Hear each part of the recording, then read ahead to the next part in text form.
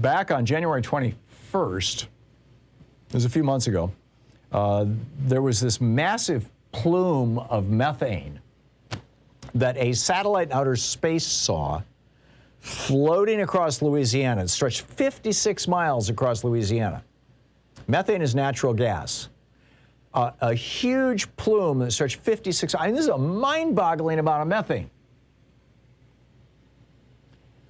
It's the equivalent of all the emissions from almost 2,000 cars for a whole year, just in this one spot in Louisiana. Then there was another one over Alabama that they proclaimed, the Bloomberg Green said has, quote, mystified experts. And at the time of that release, that one over Alabama, that was October 22nd. This other one is January 21st. It was the 5th largest plume detected by satellite. And, where is this stuff coming from and why does it matter? Well, first of all, it appears to be coming from abandoned wells. So we're back to Love Canal again, right? Companies come in. I mean, this is the worst dimension of American capitalism, that these companies buying politicians have prevented themselves from being held accountable historically for their own pollution.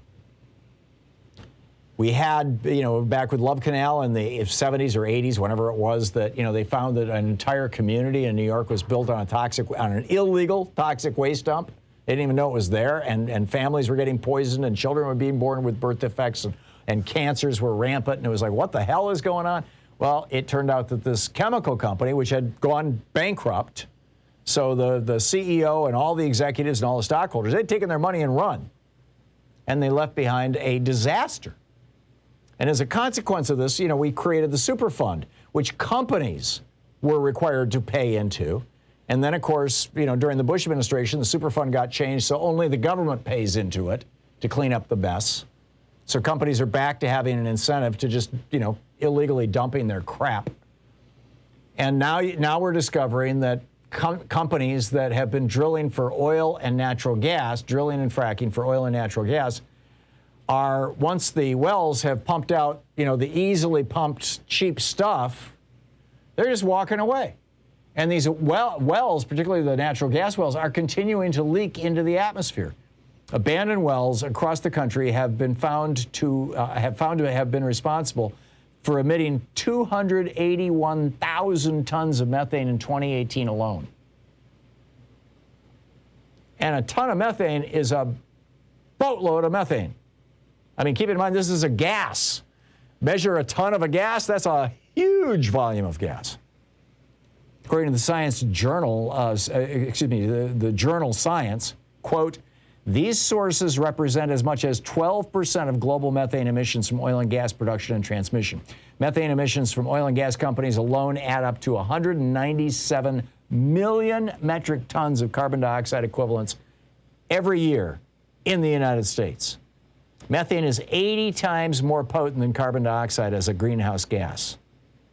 The Kairos satellite found it took an estimated 105 tons of methane an hour being emitted to produce that plume in Louisiana. The Alabama plume they were releasing 58 tons an hour of methane.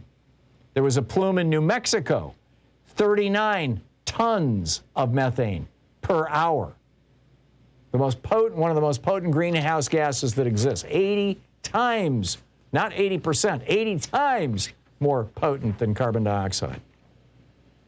And now we're seeing the same thing coming out of Russia, China, Turkmenistan, and other places, where they're doing the same thing. We tried in the United States to say to polluting companies, if you're going to, create pollution, you need to put up basically a surety bond. You need to pay in advance for the cleanup. And then, of course, that got nuked, and now it's just the government's responsibility. And with oil and gas, we never even succeeded in doing that, the Superfund stuff. And so the oil and gas companies, they take the money, and we take the pollution. We get the methane, We get the poison gas. We get the atmospheric destruction. We get the hundreds or thousands of families left homeless from wildfires and floods and mile-long tornadoes, the derecos.